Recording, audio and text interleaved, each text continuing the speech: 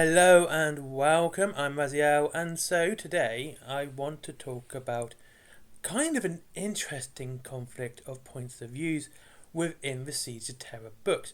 I always find this interesting in book series where you have 2 points of view where they're completely in conflict, not contradictory, in conflict with each other. I find this interesting because the points of view are so polarizing, so different, that it makes you step back and go, wait, which one is true? Which one is the real, what really happened, sort of thing. And I think that's so interesting. It's fascinating, to be honest with you. And this goes with, we have Vulcan and Magnus. Not two Primarchs you would usually put into a position like this. You'd think Leman Russ and Magnus, but no, Vulcan and Magnus.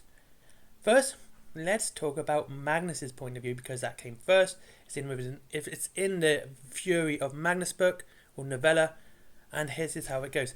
Magnus entered the throne room, and he spoke to the Emperor.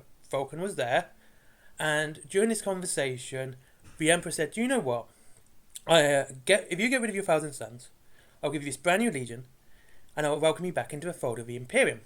Magnus, being Magnus, went, "No, I can't kill my sons. I can't get rid of them. I won't destroy them." And this really is in character for Magnus. It's not a prideful comment. It's nothing about his ego here.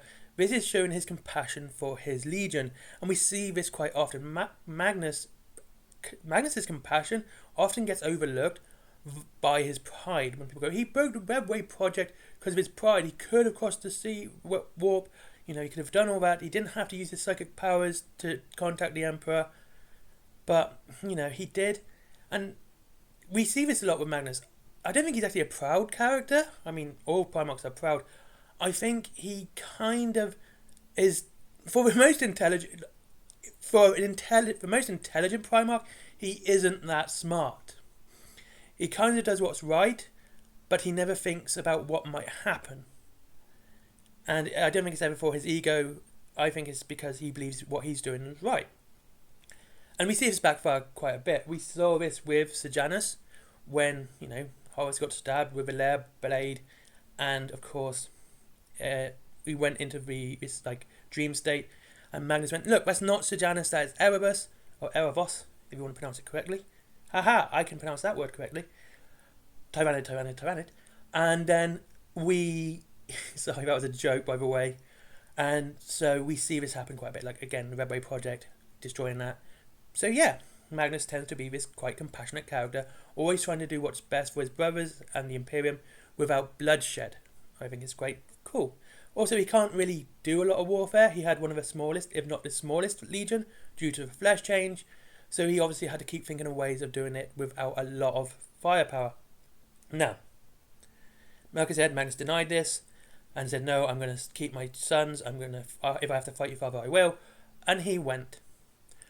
Now, within the End of the Death miniseries, trilogy, whatever you want to call it, we see a different point of view here. And that is from Vulcan, who, of course, as I said, was within the throne room. And what's interesting about this point of view is he said it never happened. And not only did he say it never happened, he said it to Magnus in a way which sounds quite harsh. I think that's important how he words it as well. Because the way he said it was like, "No, that didn't happen. He deliberately says that is your Zintian god, that is your Chaos god who lied to you. It was an illusion in your mind. None of that happened. You were a blubbering rest." That's an insult. You were crying to the Emperor, and the Emperor denied you, and you left. So, and Magnus was pleading at this point, going, before this, Magnus was pleading with Vulcan, saying, "Vulcan, tell them what happened. You were there."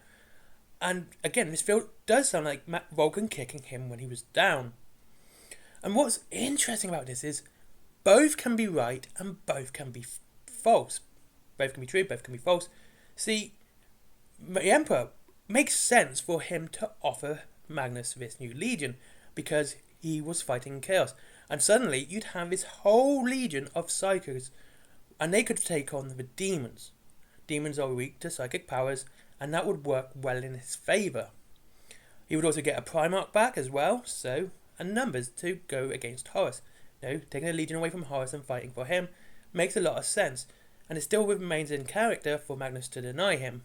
It was a gamble the Emperor would be willing to take, because the risk was worth the reward.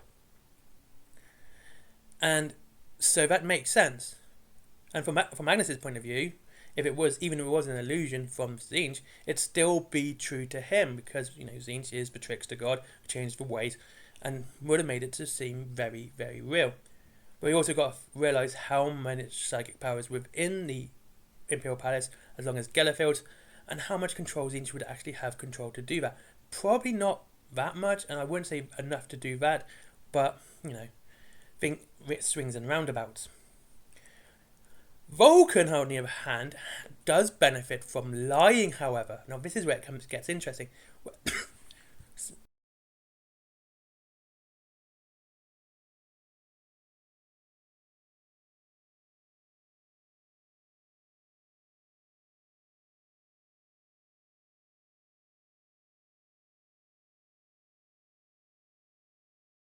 Vulcan could be lying here because he would benefit from this almost as much as getting a new legion, because he would be getting rid of a legion, not by killing them, by destroying their morale.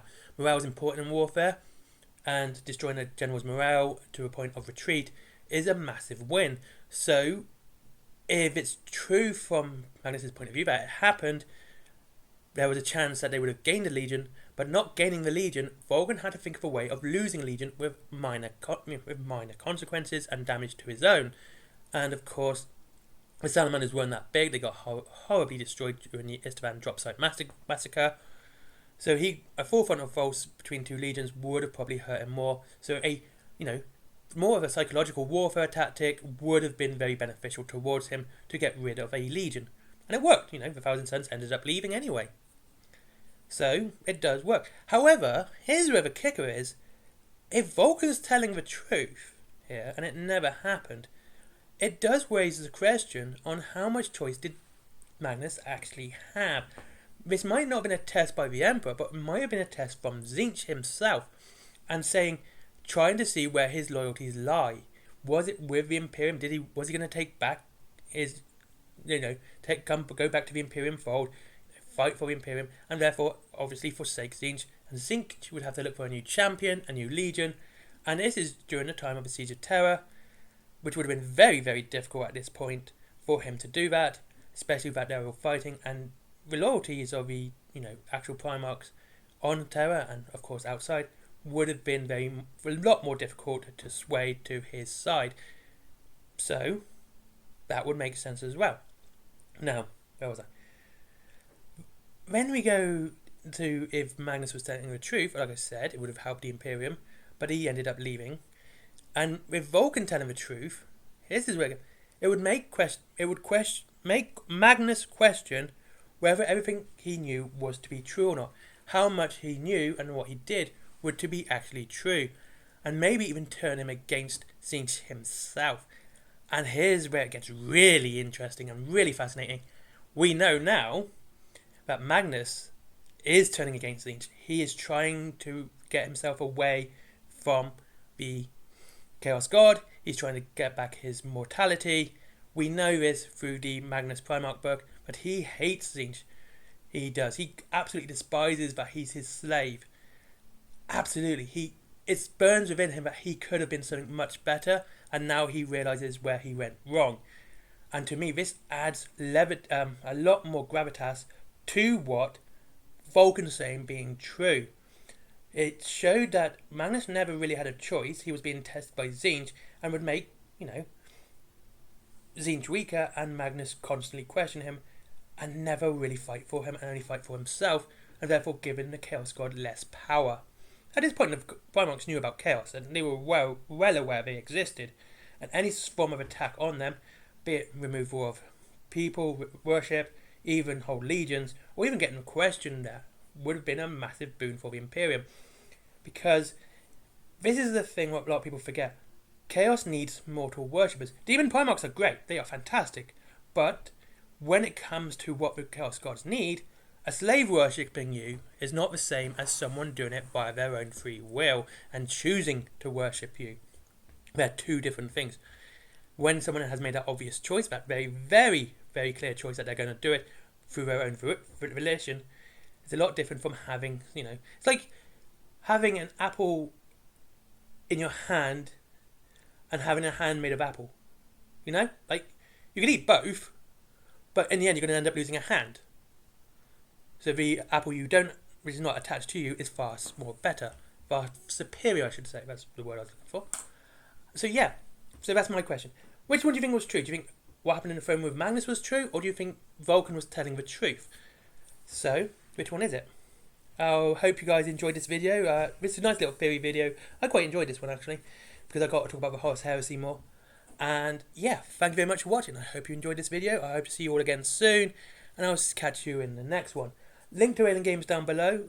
As always, up to 20% off and free delivery after £20 for your Warhammer Horus Heresy stuff, as well as Forbidden Planet as well. Maybe like comics, DVDs, movies, all that cool stuff, toys, plushies, etc.